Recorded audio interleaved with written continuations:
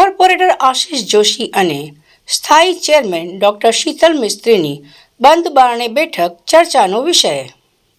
Corporator Ashish Joshi અને સ્થાયી chairman doctor Sheetal મિસ્ત્રીની બંધ બારણે બેઠક ચર્ચાનો વિષય. આશિષ જોશી અને મ્યુનિસિપલ કમિશનર વચ્ચે સામાન્ય સભામાં તડાપડી બાદ આજે મળેલી બેઠકનો એજન્ડા શું? વોર્ડમાં પાણી મુદ્દે રજૂઆત કરી, અન્ય કોઈ વાત નથી. આશિષ જોશીએ સવાલોના જવાબ આપ્યા. સૌ જાણો છો કે સમગ્ર પૂર્વ વિસ્તારમાં પાણીની સમસ્યા છે, હાલમાં પણ છે. અને છેલ્લા 3 મહિનાથી મારા વોર્ડ નંબર 15નો પાણીનો નવીન નળિકાનો ઇજારો ટેન્ડરના કોઈક એવા ક્લોઝ છે જેના કારણે 3 વાર રીટેન્ડરિંગ થયેલું છે. એટલે એ બાબતે આજે રજૂઆત કરી કે તમામ ઝોનના અને તમામ વિસ્તારના નવીન પાણીની નળિકાના ઇજારા આવી ગયા છે. ફક્ત ને ફક્ત વોર્ડ 15નું બાકી છે. એ રજૂઆત કરવા આવ્યો હતો કે આજે સ્ટેન્ડિંગ છે તો એમાં છે કે કેમ, લીધું છે કે કેમ. કારણ કે મેં ગઈ સ્ટેન્ડિંગ કમિટીની મિટિંગ પહેલાં પણ ધ્યાન દોર્યું હતું કે વોર્ડ 15માં છેલ્લા 3 મહિનાથી આ ઇજારો પૂરો થઈ ગયો છે, તો ફરીથી લેવો, નહીં તો પછી અમને એનો કોઈક વૈકલ્પિક રસ્તો બતાવો. તો કારણ કે નવી કામો મંજૂર થયા છે હાલમાં અને નવી લાઈન નાખવાનો ઇજારો બાકી છે. એટલે આવનાર દિવસમાં નવી લાઈનો નાખવાની જે બાકી છે એ કામ ફક્ત વોર્ડ 15માં બાકી છે. એના માટેની રજૂઆત કરવા આજે ચેરમેનને મળ્યા છે. બીજી કોઈ ચર્ચા થઈ છે બંધબારણી બેઠકમાં?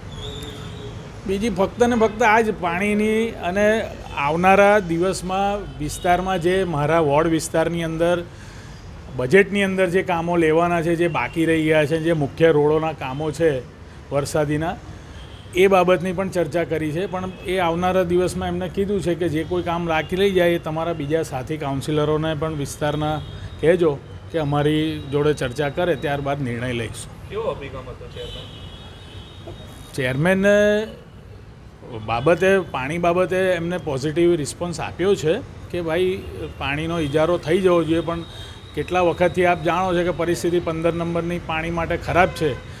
એટલે મારે આજે રૂબરૂ જ એમને રિક્વેસ્ટ કરવી પડી છે કે આ આપણા વોર્ડ વિસ્તારના ઘણા બધા લોકો તમારા પણ સંપર્કમાં છે ને તમને પણ ડાયરેક્ટ ફોન આવ્યા છે કે આ ઇજારો નવીન પાણીની લાઈનનું કામ પતે તો સારું. એટલે પાણી બાબતે એમનો પોઝિટિવ રિસ્પોન્સ હતો.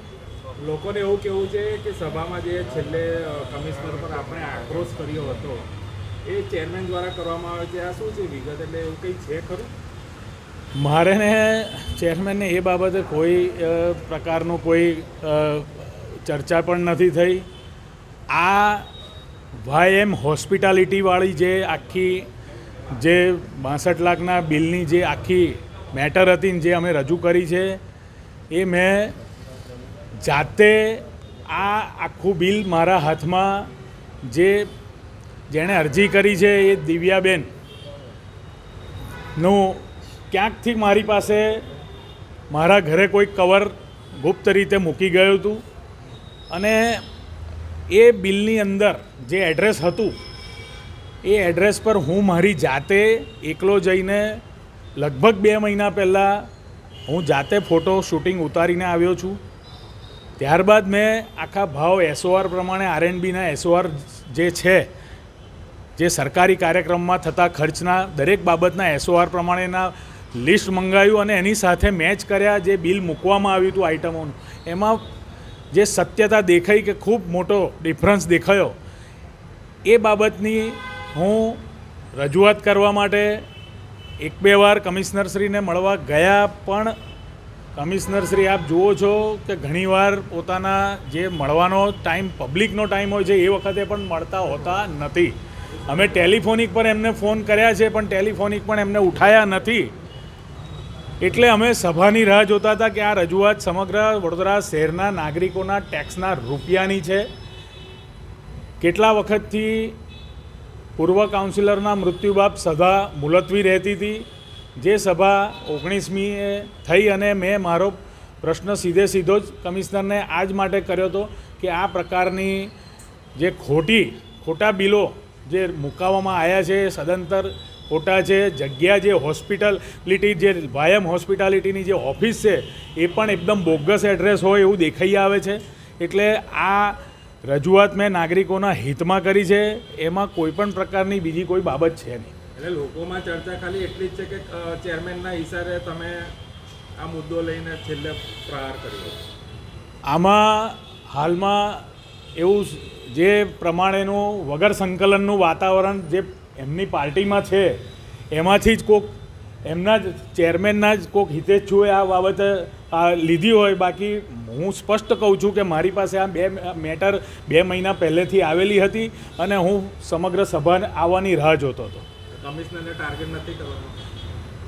કોઈ પણ વ્યક્તિ ટાર્ગેટ હોઈ શકે છે, કારણ કે હું 5 વર્ષથી આ કાઉન્સિલર છું અને મેં પહેલું જ ડોર ટુ ડોરનું કૌભાંડ કાઢ્યું હતું. તો એ વખતના કમિશનર હતા શાલિનીબેન. તો મેં કંઈ શાલિનીબેનને ટાર્ગેટ નથી કર્યા. આ શહેરના નાગરિકોના હિતમાં જે પણ કંઈ હશે એ પ્રશ્ન તો મારે ઉપાડવાનો જ છે.